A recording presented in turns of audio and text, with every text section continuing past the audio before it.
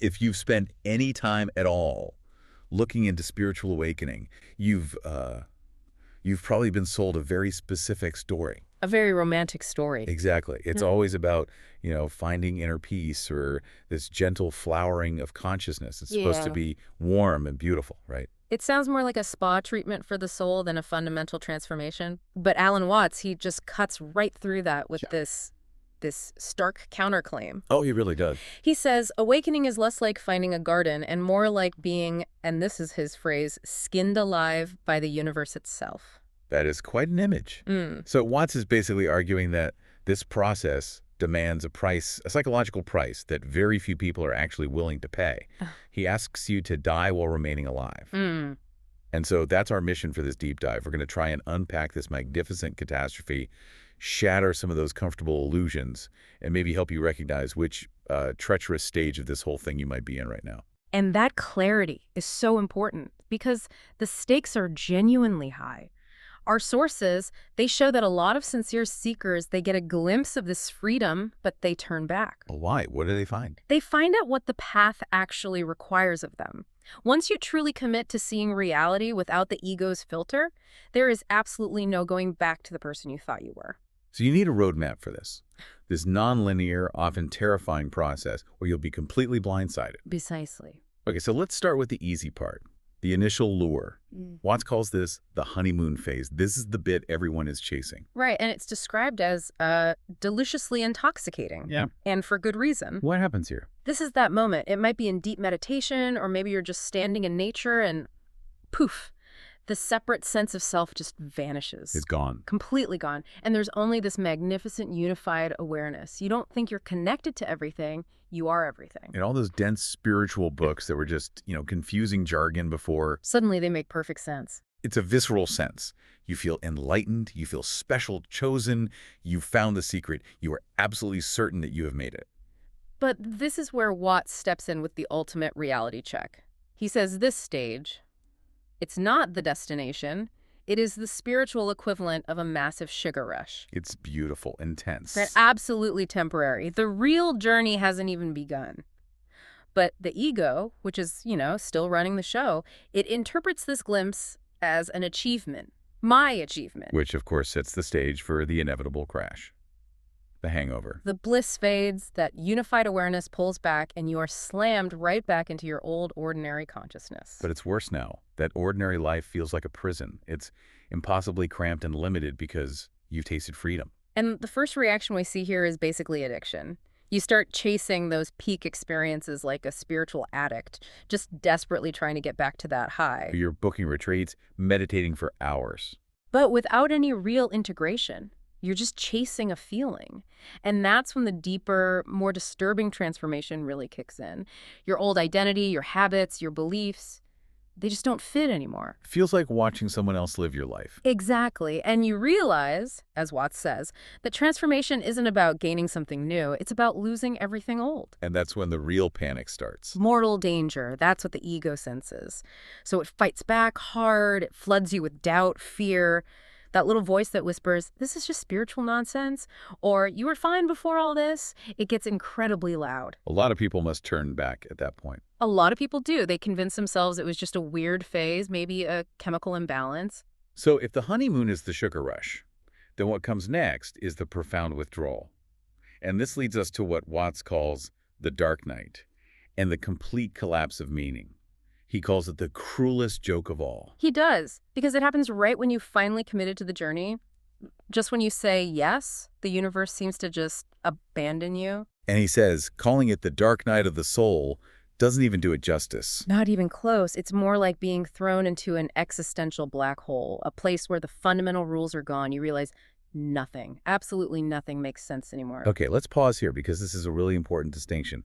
How is this different from, say, clinical depression? Because from the outside, it might look similar. That is the most critical question. Depression, as terrible as it is, still has a self at the center of it, a self that cares deeply about its own pain, its own loss. It's a heavy suffering. A very heavy suffering. The dark night, in the Wattsian sense, is the death of the one who could care.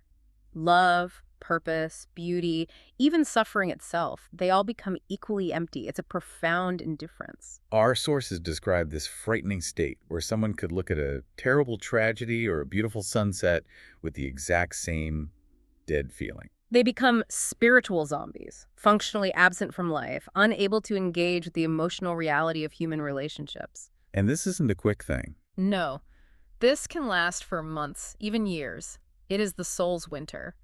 And you can't think your way out of it. You can't meditate your way back to bliss. It demands a level of faith that, as Watts admits, borders on madness. So the real terror isn't just that you're suffering. It's that you realize suffering itself is just as meaningless as joy. But there's a paradox here. There is. This void, this abyss, Watts reveals it's actually the fertile emptiness. It's the necessary ground clearing. Everything has to die before you can find out what was never born in the first place. Which brings us to the next challenge, because the ego is, well, it's cunning. It realizes it can't win by fighting, so it tries to join the other team. It tries to co-opt the whole process. Right. And this is where we get into the really treacherous traps, starting with the biggest one, the spiritual ego. Ah, yes, the ego's greatest magic trick. It pretends to die, and then it comes back wearing spiritual clothing. The person emerges not as someone who saw through the illusion, but as the enlightened one. You see this all the time, especially online. The symptoms are so clear. They've mastered all the terminology. They can give eloquent speeches about non-duality. And they can see through other people's illusions with laser precision. But they're completely blind to their own self-importance. And that's the danger. The insight becomes a new persona. Liberation gets turned into a status symbol. They become a prisoner of their own so-called awakening. And the telltale sign is judgment, Yeah. creating these spiritual hierarchies of who's awake and who's not. The compassion that should be there is replaced with a kind of intellectual superiority. It's just narcissism dressed up in Sanskrit. But wait, how can you tell the difference? Isn't that a convenient out? How do we know it's not genuine wisdom? I think the friction is necessary here. It is narcissism using spiritual language. The key is that genuine wisdom knows there's no I that has the wisdom. The spiritual ego still believes I have achieved something special that you have not. Okay, so moving on from that, the second trap is this profound isolation, loneliness, and exile. This is rarely discussed, but it's a huge part of the process. The deep, aching loneliness that comes with clarity. You can't go back to believing the old stories. But you don't have a new, stable reality to stand on yet. Exactly. The ordinary world starts to feel like an elaborate theater, and everyone is taking the play deadly seriously, but you're the only one who sees the stage rigging and the ropes. You are homeless between worlds. And the price of seeing clearly is often standing completely alone. Which is when the third trap springs. Guru addiction. You're lost, you're terrified, and you become incredibly vulnerable to the promise of a perfect teacher who has a map. And that map, that certainty, must feel like salvation. But Watts points out the cruel irony. The very moment you make someone else your ultimate spiritual authority, you have stopped awakening. Full stop. You've just transferred the seeking. You're not seeking enlightenment anymore. You're seeking the teacher's approval. Yeah. And the really sophisticated teachers, Watts warned, are masters at creating systems that keep you dependent. There's always another level to reach, another transmission to receive. Which just perpetuates the seeking game. A true teacher makes themselves unnecessary. They point you back to yourself and get out of the way. If you're still looking for external validation, you're still trapped. Okay, so that brings us to the final act, the final dissolution.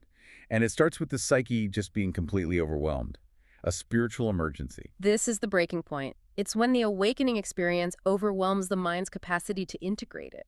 All the boundaries dissolve, but catastrophically. That sounds genuinely terrifying, a real psychological risk. How does one even manage that without losing their mind? Watts talks about acceptance, grounding.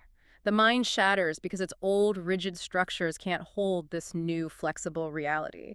The seeker is caught too sensitive for ordinary life, too ungrounded for transcendence. So on one hand, it could be labeled as psychosis, on the other, as a mystical breaking open. And for the very few who can endure it, the shattered mind creates space for a much more flexible, more authentic way of being. And if you make it through that, you arrive at what Watts calls the cosmic joke. Yes, a moment where you just start laughing. Not at anything in particular, but at the whole frantic, striving, seeking process itself. Why is it a joke? Because you finally see it. You realize that all the seeking, all the ambition, all the collapses, It was just consciousness exploring its own nature through the fiction of being you. The seeker, the thing being sought, and the seeking itself were all one thing. One movement. You were running from a wolf that was never there? And this realization, it's not some state of permanent bliss, is it? No certificate of achievement. No, not at all. What you get, what you're left with, is just the ordinary moment. The liberating ordinariness. Yeah. Awakening isn't something you achieved. It's something you stop preventing. Exactly. Like the fish that was searching for water the whole time it was swimming in the ocean. You just stopped the resistance. And what's left isn't special. It isn't a superior status. No, because there's no one left to be enlightened. You are just life, living itself. The you that wanted to survive the awakening process was exactly what needed to die. So, after going through all this, the sugar rush, the black hole, the traps, it's crucial to remember these aren't neat sequential steps on a ladder. Not at all. They are movements in an eternal dance. You might find yourself in the spiritual ego 1 minute and then plunge right back into the dark night the next. The path isn't about becoming someone special. It's about discovering there was never anyone there to become anything in the first place. The consciousness that is aware of your confusion is not itself confused. And that brings us to our final thought for you to take with you. Watts seems to suggest that maybe the key to surviving this whole magnificent catastrophe is to stop trying to survive it at all. Because when you stop fighting to survive the process, you discover you were never actually in any danger. The few who endure this find out there was never anyone there to survive anything. There's just eternal, intelligent, playful consciousness wearing billions of temporary costumes, pretending to be lost so it can enjoy the adventure of finding itself. Over and over again, welcome home. You never actually left.